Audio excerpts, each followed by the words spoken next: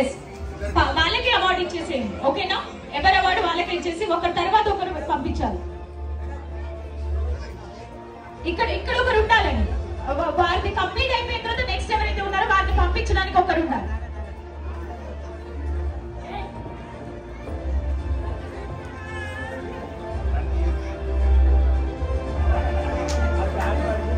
Award తీసుకున్న వెంటనే అందరూ కిందికి దిగి వెళ్ళాలి. దయచేసి చిన్న విజ్ఞప్తి, అవార్డు తీసుకున్న తర్వాత కిందికి దిగి వెళ్ళాలి నన్ను అందరూ.